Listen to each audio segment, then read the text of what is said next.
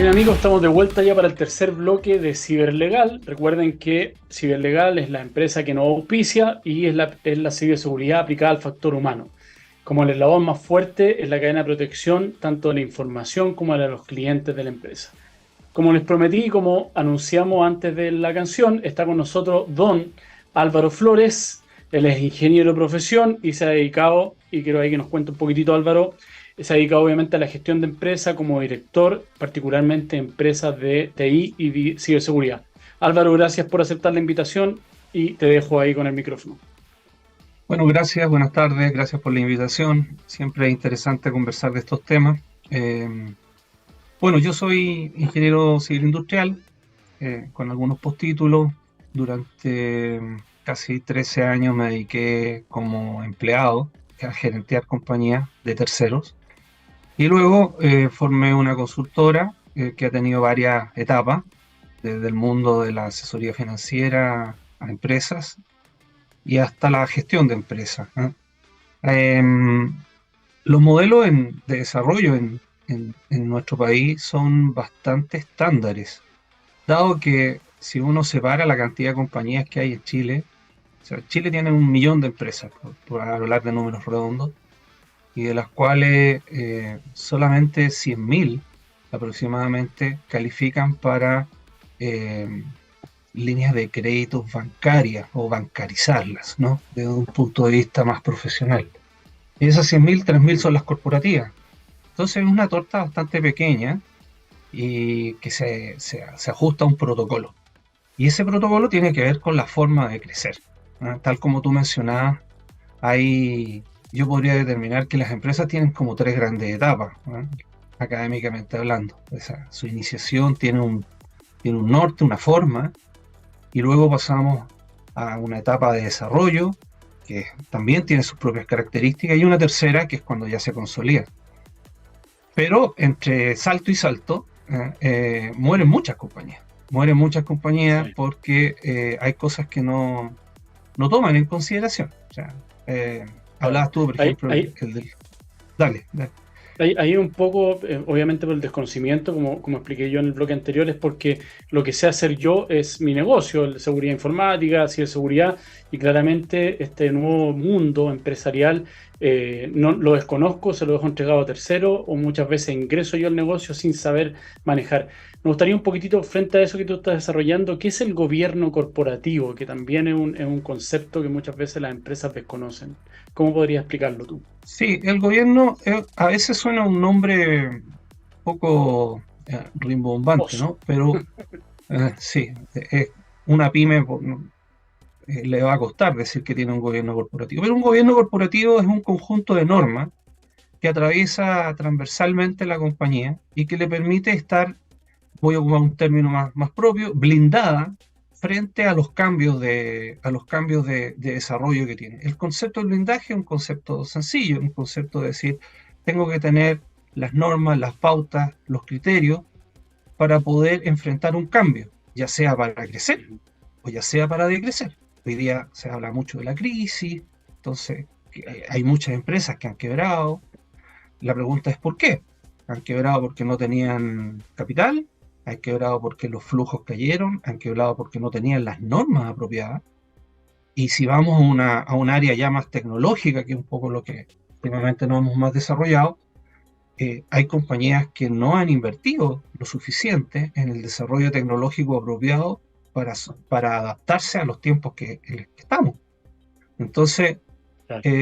hay una suerte de, hay una combinación de criterios que las empresas tienen que ir, mira, yo, para hacerte lo gráfico, yo siempre, a veces en las charlas, los seminarios, menciono que las empresas son como, análogamente, como cuando hay un minero que está explotando un cerro. Y este minero cuando parte Mm. solo con su picota, con sus propios implementos. Y va sacando mineral sin ningún problema. A medida que la mina va avanzando y se va adentrando en el cerro, va necesitando ayuda, porque ya no puede hacerlo todo solo. Entonces Mm. necesita colaboradores, necesita un poco más de implementos, necesita rieles, necesita aire, necesita ir fortificando la mina. porque en algún minuto va a llegar tan adentro que si no le ha colocado la fortificación apropiada, el cerro se le va a venir encima. Y eso es muchas veces, esa fortificación tiene temas legales, tiene temas tecnológicos, tiene temas laborales, financieros, es una combinación de cosas. Entonces, el gobierno corporativo de alguna manera regula que eso se establezca. Claro. Ahora, como bien decías tú, y un poco el dicho en Chile, en casa herrero, cuchillo palo, yo también he visto, como dices tú, en muchas empresas dedicadas al negocio, el giro TI, que no tienen automatizados procesos que podían ser fácilmente o ni siquiera existen. Entonces, un poco de la mano de eso y hacia cuál es mi norte, como decías tú, más allá del gobierno corporativo está este desarrollo estratégico de las empresas. ¿En qué consiste un poco el desarrollo de esta planificación interna? A ver, hay, partiendo desde lo más básico, ¿no? Si tomamos una compañía que tiene poco tiempo de desarrollo, va a tener ciertos objetivos que van a depender de los dueños. Los dueños, que voy a hablar de una pyme clásica, donde los dueños son los mismos gerentes y que se autoasumen gerentes dependiendo de las inclinaciones iniciales que tengan. Entonces, la decisión estratégica al principio no suelen estar muy presentes en las compañías, porque una definición estratégica es de mediano y largo plazo. O sea, hoy día un mediano plazo estamos hablando de dónde quiero estar en 3 años. Normalmente lo que se busca al principio es, ojalá vender lo más posible, tener una estructura lo más liviana posible para poder llevar pan a mi casa y pagarle a mis colaboradores. Pero después hay que empezar a determinar, ya cuando la compañía crece, tener una mirada un poco más de largo aliento. Y eso significa que tengo que empezar a medir los rendimientos de mi compañía, porque yo tengo que empezar a fijar patrones. Quiero tener un margen de la compañía de este nivel. Quiero tener una cadena de distribución que cubra tal norte o tal zona. Quiero llegar a internacionalizarme. O sea, y esos patrones no están muy claramente definidos porque en Chile nadie nos educa para ser gerentes, nos educan para ser profesionales, abogados, ingenieros, arquitectos, lo que sea, médicos. Pero el gerenciamiento de una compañía tiene aspectos que son muy distintos en la práctica, ¿no? Otra cosa es con guitarra, dice el dicho, ¿no? Y muchas veces, dependiendo el tipo de profesión que tengamos, no sabemos cómo enfrentar esto, salvo por como dicen los americanos, el try and error. Trato, me equivoco, aprendo. Trato, me equivoco, aprendo, o el boca a boca. Entonces, esta mirada estratégica se va haciendo sobre la marcha. La única manera de poder tener una mirada estratégica es incorporar gente que ya haya trabajado en mirada estratégica. Profesionales que los tengan, asesores, hablabas tú. Yo soy director de varias compañías medianas, y en donde lo que normalmente uno hace es tratar de dar una pauta, una mirada de largo aliento y advertir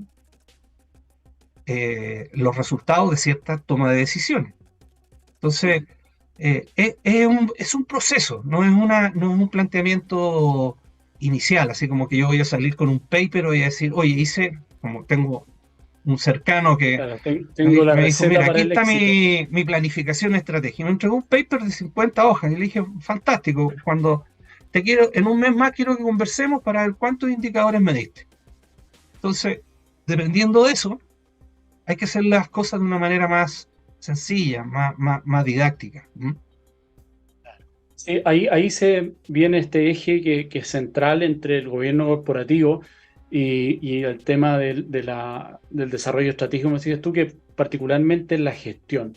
En la gestión está todo, el día a día, es donde nos lleva, y ahí es importante que nos señales tú, a propósito de esta introducción que hiciste, por qué hay que profesionalizar en cierta medida la gestión, y además entiendo que en la experiencia hemos tenido la oportunidad de ser gestores internos de compañías de TI en conjunto en las áreas que cada uno corresponde, que esto es un acompañamiento permanente. Muchas empresas entienden que me hacen un levantamiento, me entregan una proyección, me hacen alguna advertencia y yo hago el pack and play y yo cocino la receta. ¿Por qué la gestión en ese sentido es todo para la empresa y por qué además debería ser permanente, en tu opinión? A ver, Yo creo que, mira, vamos a concentrarnos en el título de la entrevista, ¿no? De las empresas tecnológicas. Las empresas tecnológicas son empresas de servicios, la gran mayoría, y nacen en muchos casos con este grupo de amigos. En la posición del grupo de amigos, en donde ex ingenieros que trabajaron en compañías más grandes se distribuyeron las funciones. En algunos casos son grupos de amigos y en otros casos son individuales, lo cual es un poco más duro aún, ¿no? Porque los dueños de las compañías, en la medida que empiezan a crecer, parten con esto que yo llamo como la comunidad del anillo, ¿no? Así, somos todos amigos, todos nos juntamos, siempre conversamos todos, no hay verticalidad, eh, cualquier colaborador habla con el dueño como si nada.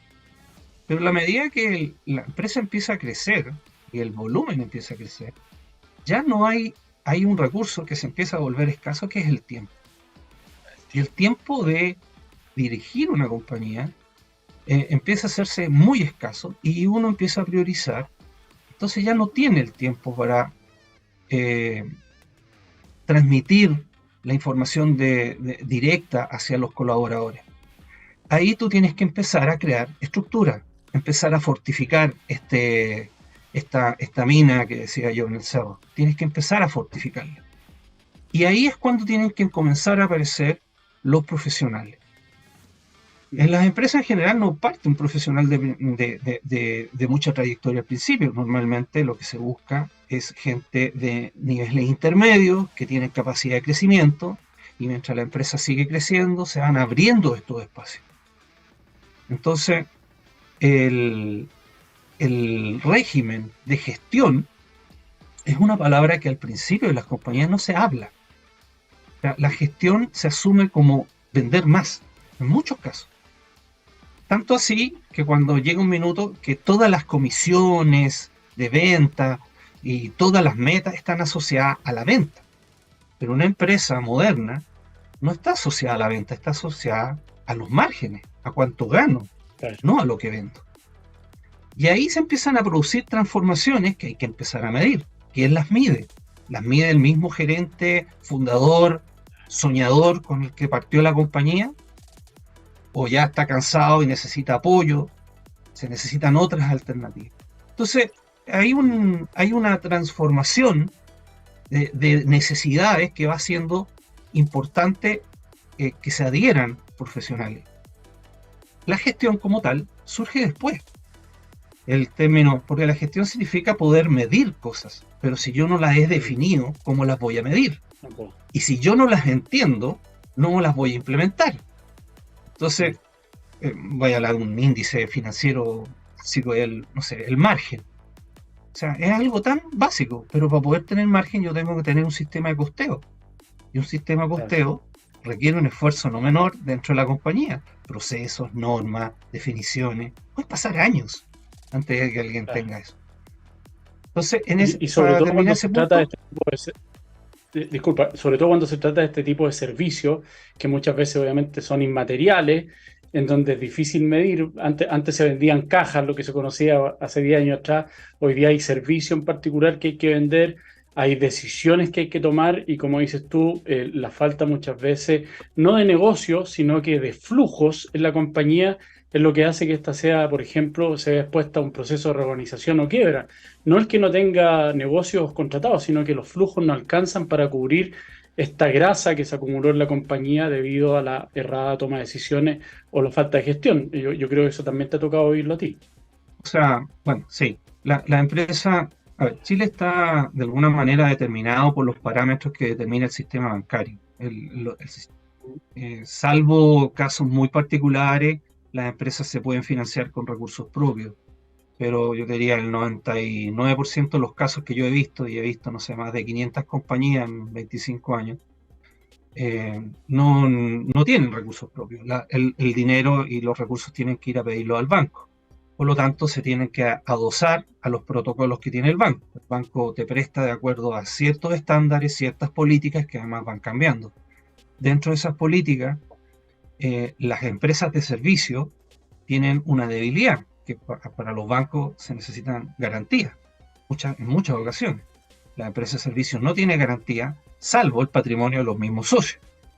Claro. Entonces, hay un momento en el crecimiento de la compañía, en el tamaño de la empresa, en donde la empresa literalmente ya no puede seguirse financiando con los bancos, porque ya no tiene las garantías ni el patrimonio para poder entregar al sistema bancario y se te limita el crecimiento. En esas ocasiones, o cuando tú te acercas a esa situación, es cuando a veces se toman decisiones de crecimiento exageradas. Es como, no, vamos, no sé, hace un tiempo atrás era, vámonos todos a Perú, ¿no? En Perú-Colombia. Perú está creciendo, vámonos a Perú. Y yo veía gente que seguía sin mucho análisis, ¿no?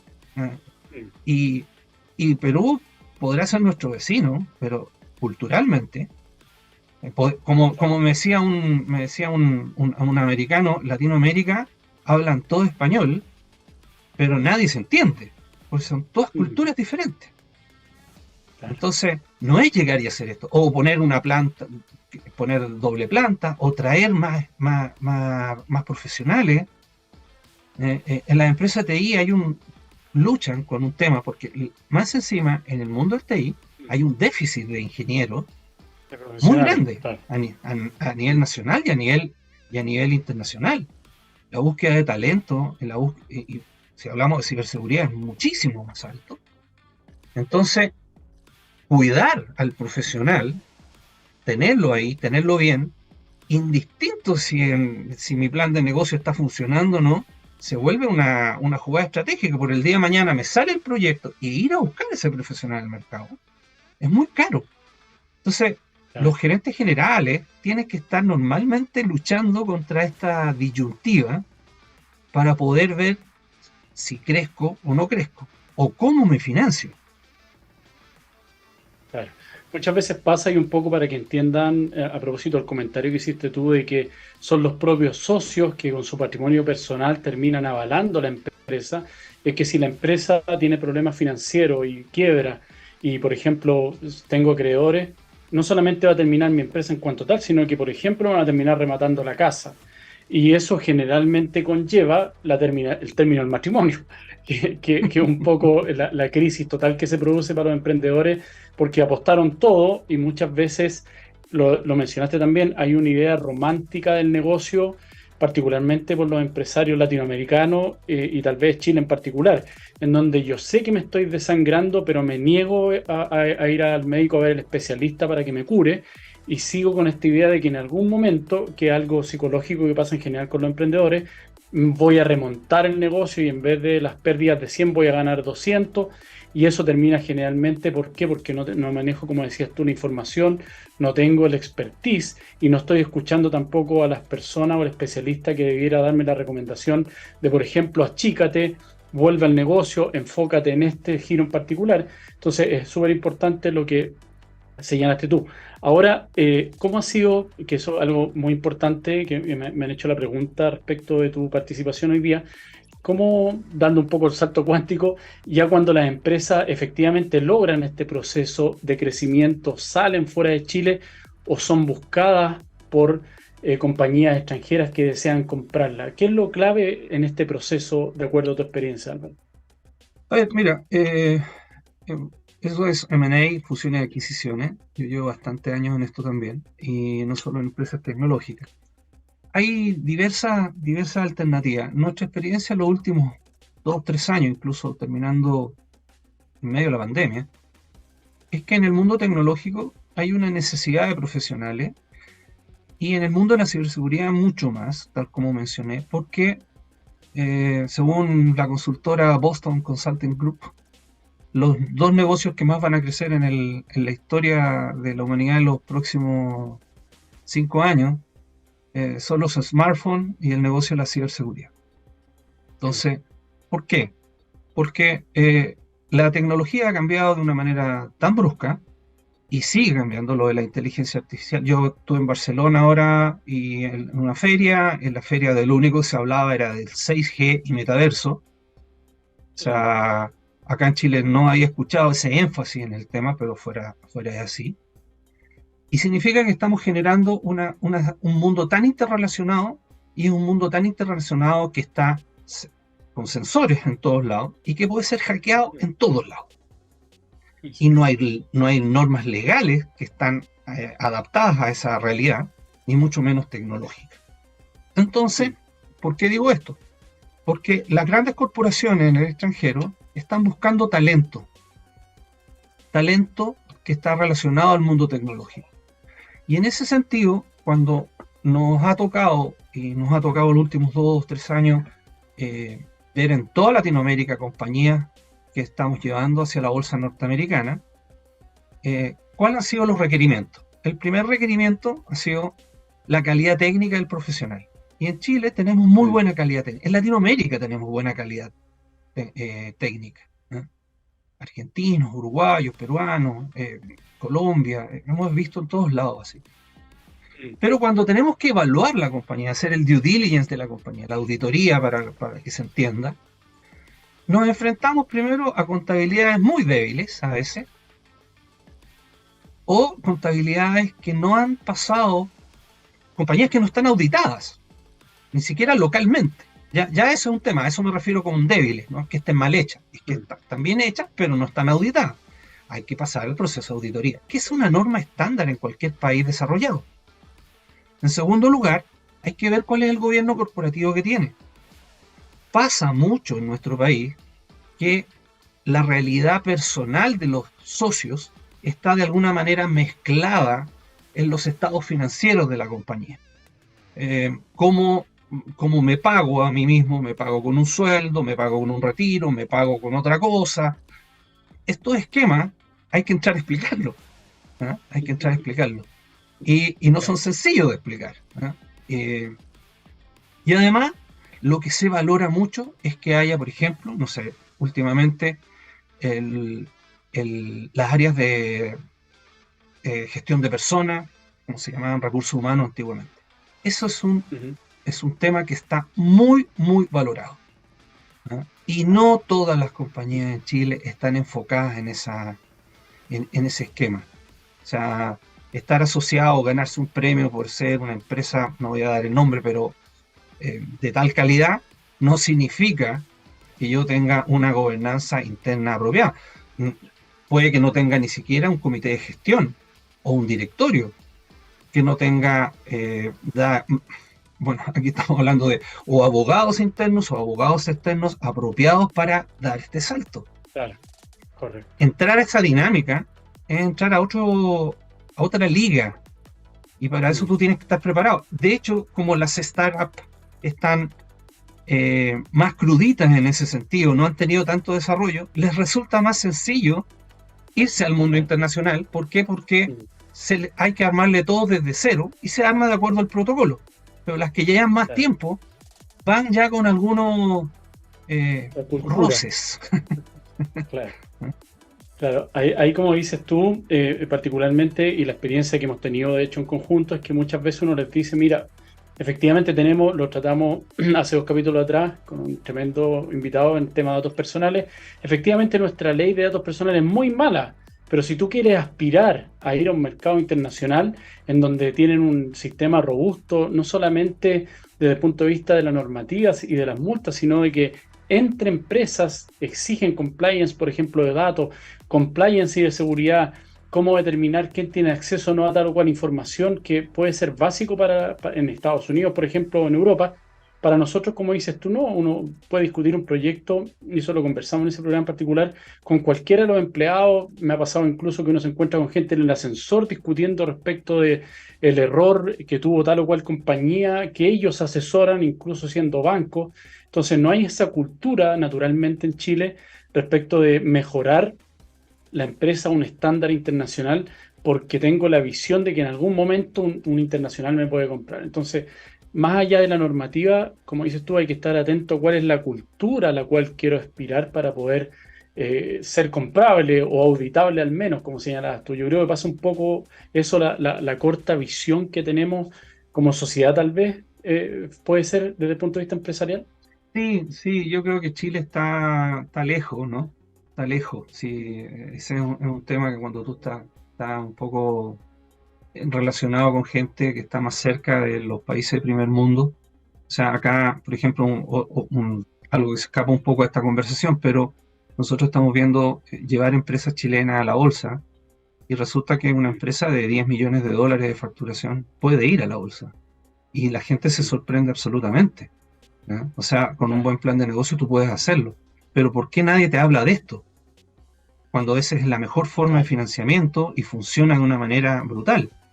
O sea, si esto se supiera de una manera anticipada, las empresas se prepararían para eso, pero acá se preparan para financiarse por lo que obviamente se conoce, que es el sistema bancario local.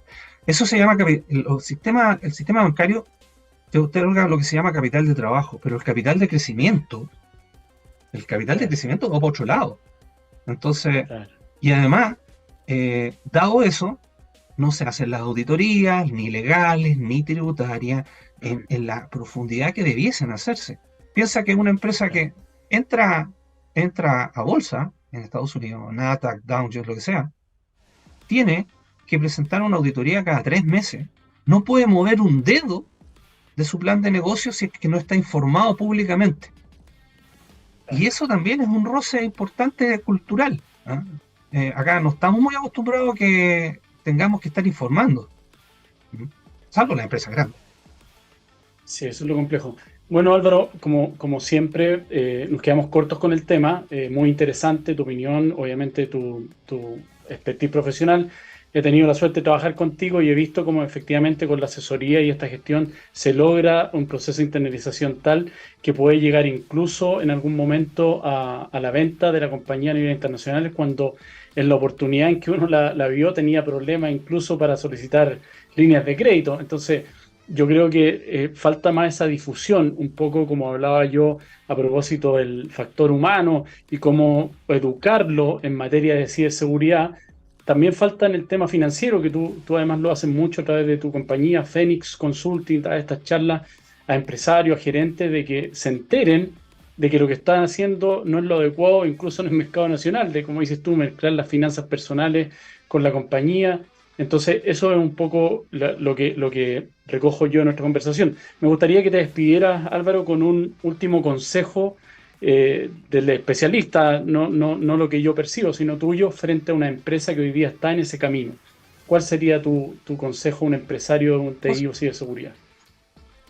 mira, esencialmente que estén atentos a lo que está ocurriendo en el mercado internacional. Las empresas de tecnología no son empresas que debiesen estar circunscritas al mercado local. Hoy día el mercado es absolutamente global, absolutamente global. Me ha tocado ver empresas, por ejemplo, no sé, nuestros vecinos, Argentina, y con todos sus problemas financieros, las empresas de TI Argentina están en todos los continentes, tienen filiales en todos los continentes. ¿Por qué? Porque el Claro, servicio se puede dar en todos lados. Entonces, claro, que se, que se atrevan a mirar en grande, pero que vayan dando paso sobre paso. O sea, no tienen que asesorarse apropiadamente para poder hacer esto. Existen los caminos, ¿ah? Y además que van a tener una demanda de trabajo infinita. Entonces, es el mejor de los mundos, ¿ah? Pero tienen que ser sobrios también, no salir un poco a veces.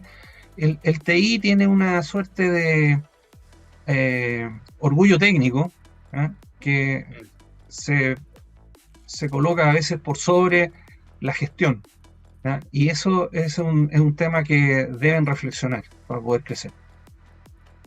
en algún momento lo conversamos incluso que esto es como una gran ola de esas de Hawái, la ciberseguridad, en donde están todos Mm. ahí surfeando, pero en algún momento va a bajar esa ola, no van a quedar todos en la cresta a la ola, sino que se van a ir perdiendo y lo importante es que estén, sobre todo desde el punto de vista de la gestión, preparados. Álvaro, muchas gracias. Lo encuentran a Álvaro obviamente en LinkedIn, Álvaro Flores, y a través de su empresa Phoenix Consulting. Te agradezco mucho tu participación y no tengo duda que vamos a volver a requerir en algún momento de tu expertise para aclarar algún tema en particular. Un gran abrazo, Gracias Álvaro. por, gracias por la invitación, que estén todos muy bien. Chao.